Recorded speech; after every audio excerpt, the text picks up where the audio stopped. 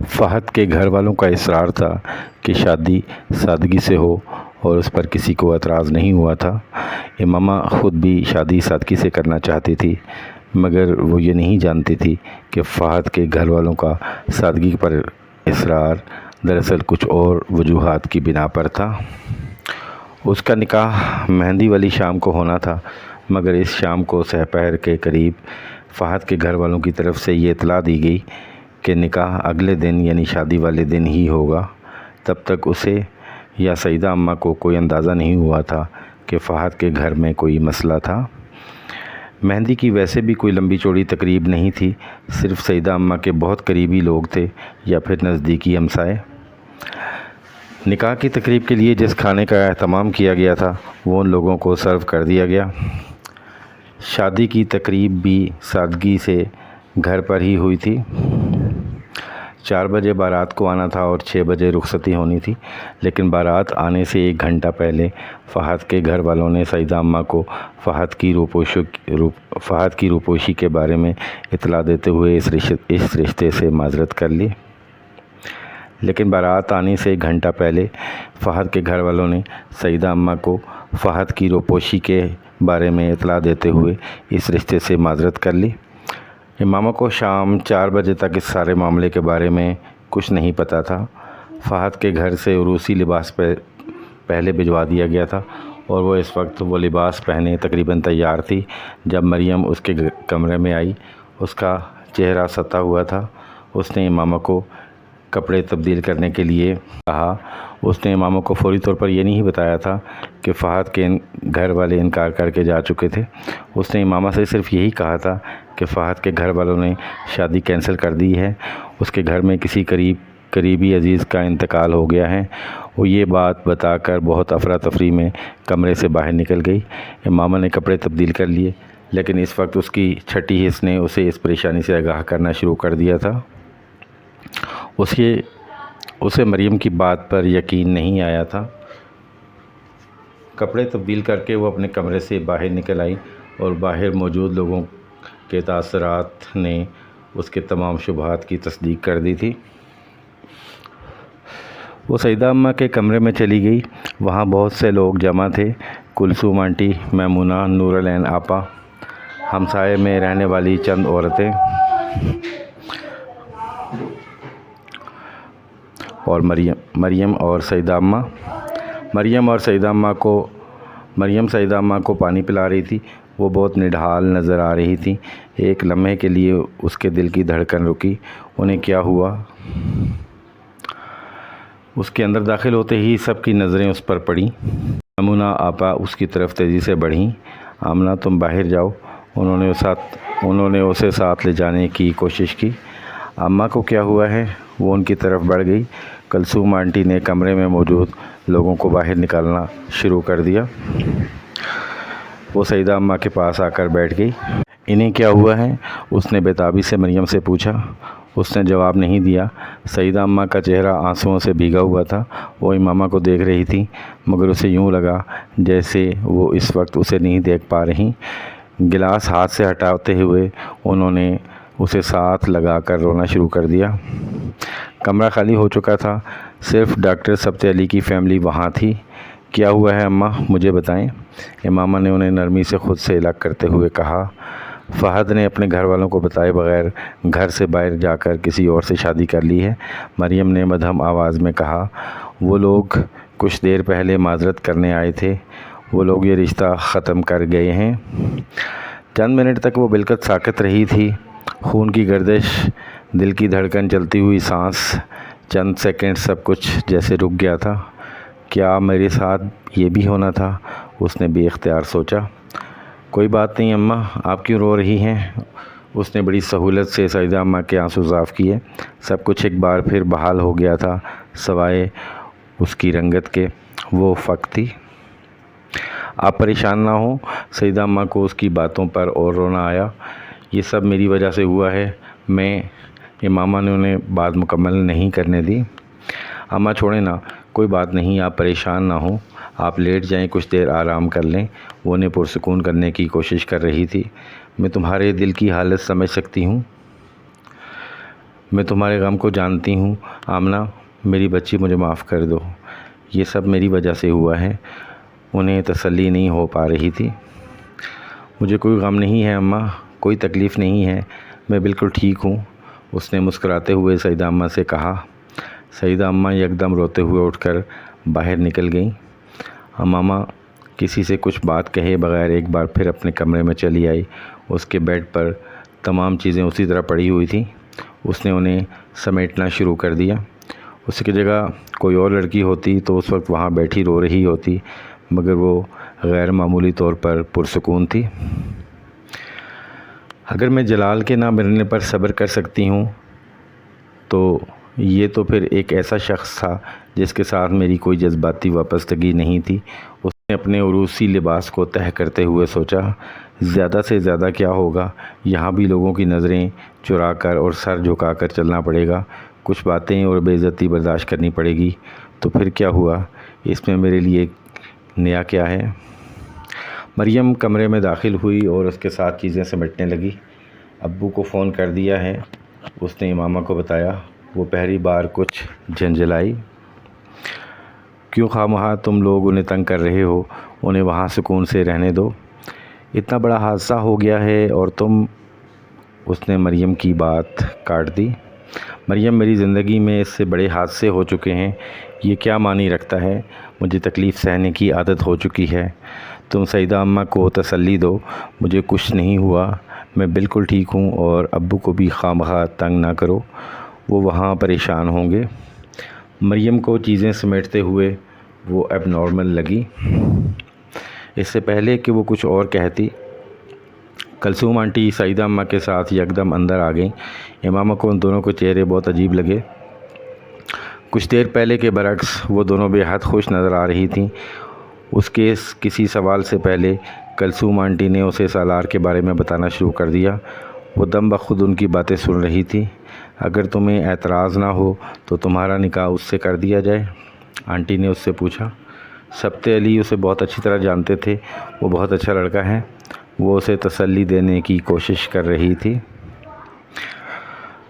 اگر ابو اسے جانتے ہیں تو ٹھیک ہے، مجھے کوئی اعتراض نہیں ہے، آپ جیسا بہتر سمجھیں کریں۔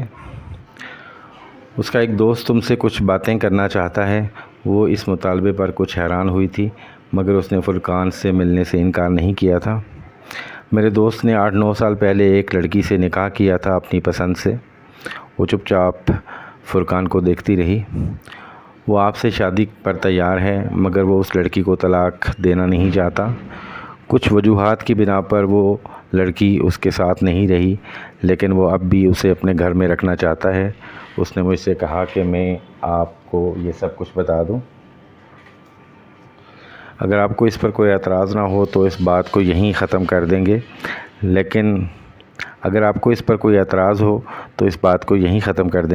لیکن میں آپ سے یہ بات کہنا چاہتا ہوں کہ شاید وہ لڑکی اسی کبھی بھی نہ ملے۔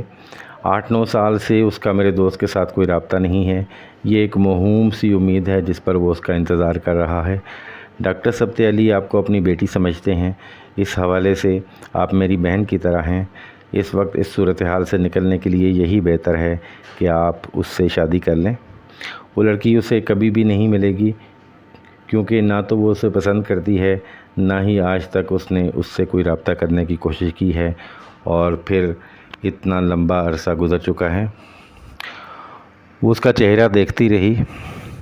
دوسری بیوی تو امامہ ہاشم، یہ ہے تمہاری وہ تقدیر جو اب تک تم سے پوشیدہ تھی، اس نے سوچا۔ اگر ڈاکٹر سبت علی اس شخص کے بارے میں یہ سب کچھ جانتے ہوئے بھی اس کو میرے لیے منتخب کر رہے ہیں تو ہو سکتا ہے میرے لیے یہی بہتر ہو۔ میں جلال کی بھی تو دوسری بیوی بننے کے لیے تیار تھی، اس سے محبت کرنے کے باوجود، اور اس شخص کی بیوی بننے پر مجھے کیا اعتراض ہوگا جس سے مجھے محبت بھی نہیں ہے۔ اسے ایک بار پھر جلال یاد آیا۔ مجھے کوئی اعتراض نہیں ہے، اس کی بیوی جب بھی آئے وہ اسے رکھ سکتے ہیں، میں بڑی خوشی سے ان کو یہ اجازت دیتی ہوں، مدھم آواز میں کسی ملال کے بغیر اس نے فرقان سے کہا۔ 15 منٹ بعد اسے پہلا شوق اس وقت لگا جب نکاح خواں اس کے سامنے سالار سکندر کا نام لے رہا تھا۔ سالار سکندر ولد سکندر عثمان، اسے نکاح خواں کے منہ سے نکلنے والے لفظوں سے جیسے کرنٹ لگا تھا۔ وہ نام ایسے نہیں تھے جو ہر شخص کے ہوتے۔ سالار سکندر، سکندر عثمان، اور پھر اس ترتیب میں کیا یہ شخص زندہ ہے؟ اس کے سر پر جیسے آسمان آ گرا تھا۔ اس کے چہرے پر چادر کا گھونگھٹ نہ ہوتا تو اس وقت اس کے چہرے کے تاثرات نے سب کو پریشان کر دیا ہوتا۔ نکاح خواں اپنے کلمات دوبارہ دہرا رہا تھا۔ امامہ کا ذہن مایوس اور دل ڈوب رہا تھا۔ اگر یہ شخص زندہ تھا تو میں اب تک اس کے نکاح میں ہوں۔ میرے خدا، یہ سب کیا ہو رہا ہے؟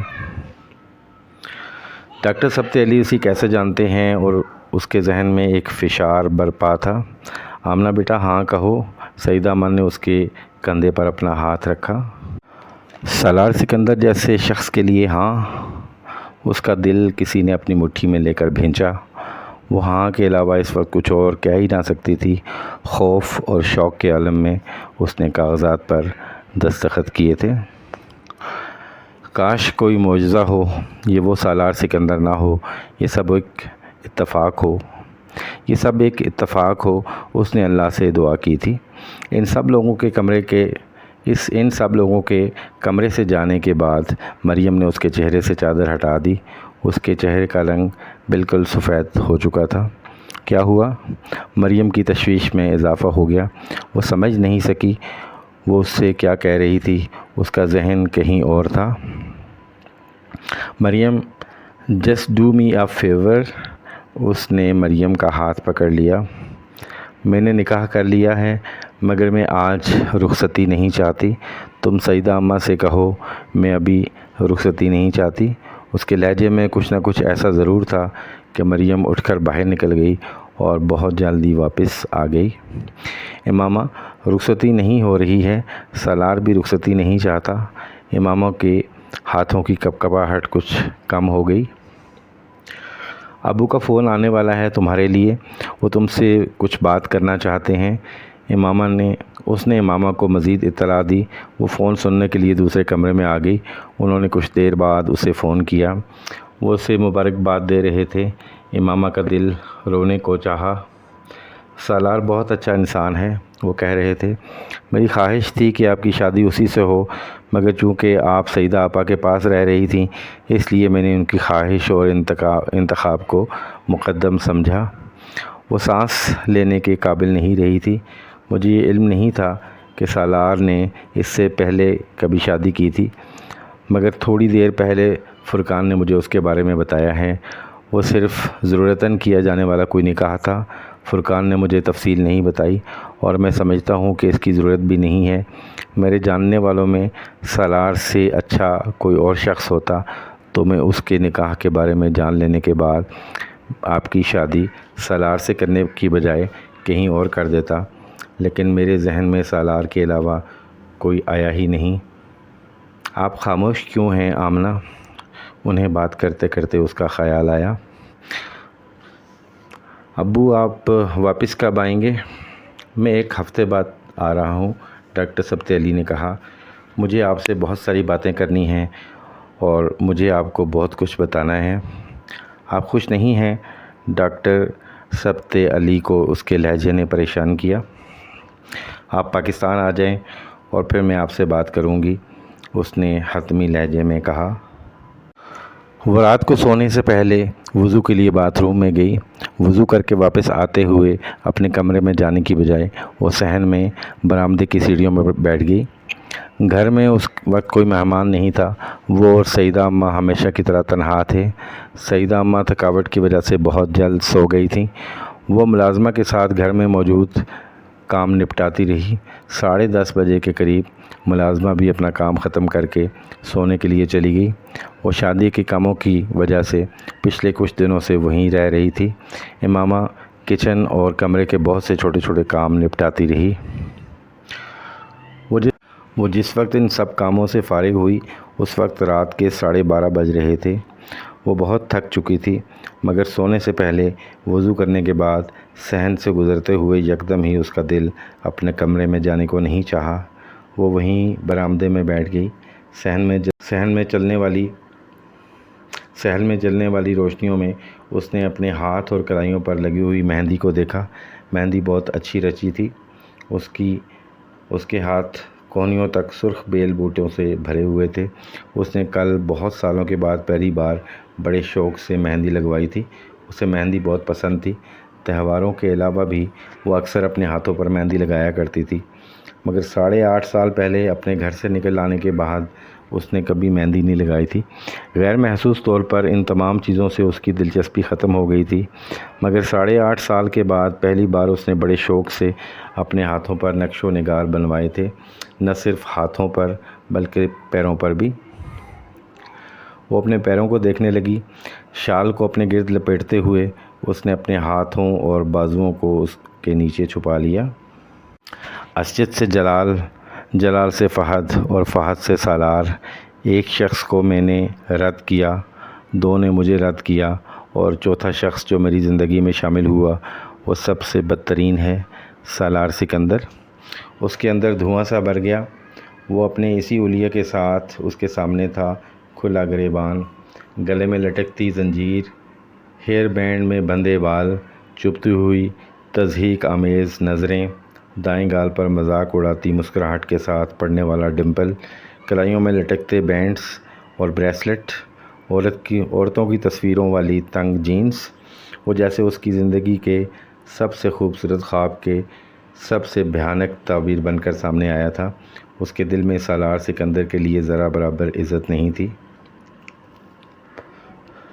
میں نے زندگی میں بہت سی غلطیاں کی ہیں، مگر میں اتنی بری نہیں ہوں کہ تمہارے جیسا برا مرد میری زندگی میں آئے، اس نے کئی سال پہلے فون پر اس سے کہا تھا۔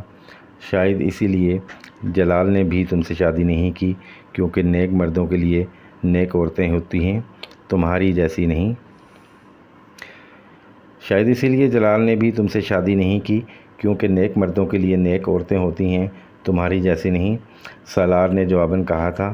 امامہ نے اپنے ہونٹ بھینچ لیے۔ چاہے کچھ ہو جائے سالار، میں تمہارے ساتھ نہیں رہوں گی، تم واقعی مر جاتے تو زیادہ اچھا تھا، وہ بڑبڑائی تھی۔ اس وقت ایک لمحے کے لیے بھی اسے خیال نہیں آیا تھا کہ سالار نے کبھی اس پر کوئی احسان کیا تھا۔ ڈاکٹر ثبت علی جس رات پاکستان واپس آئے تھے، اس رات امامہ ان کے گھر پر ہی تھی، مگر رات کو اس نے ان سے سالار کے بارے میں کوئی بات نہیں کی۔ مریم ابھی لاہور میں ہی تھی، اس لیے وہ سب آپس میں خوش گپیوں میں مصروف رہے۔ اگلے دن صبح بھی وہ سب اسی طرح اکٹھے بیٹھے باتیں کرتے رہے۔ وہ امامہ کو ان تحائف کے بارے میں بتاتے رہے جو وہ انگلینڈ سے امامہ اور سالار کے لیے لے کر آئے تھے۔ امامہ خاموشی سے سنتی رہی۔ سالار بھائی کو تو آج افطاری پر بلائیں، یہ مریم کی تجویز تھی۔ ڈاکٹر ثبت علی نے مریم کے کہنے پر سالار کو فون کیا۔ امامہ تب بھی خاموش رہی۔ دوپہر کی نماز پڑھنے کے بعد وہ باہر جانے لگے تو امامہ ان کے ساتھ باہر پورچ تک آ گئی۔ ابو مجھے آپ سے کچھ بات کرنی ہے، اس نے دھیرے سے کہا۔ ابھی؟ ڈاکٹر ثبت علی نے حیرانی سے کہا۔ نہیں، آپ نماز پڑھ آئیں، پھر واپسی پر۔ وہ کچھ دیر تشویش سے اسے دیکھتے رہے، پھر کچھ کہے بغیر باہر چلے گئے۔ ناظرین، اس کے ساتھ ہی یہ قسط اپنے اختتام کو پہنچی۔ آنے والی اقساط کو دیکھنے کے لیے میرے چینل جہان خودی کو سبسکرائب کر لیجئے گا، اپنے ویلیوبل کمنٹس ضرور دیجیے گا۔ حاضر ہوتے ہیں ایک نئی قسط کے ساتھ، تب تک کے لیے اجازت دیجیے گا۔ اللہ نگہبان۔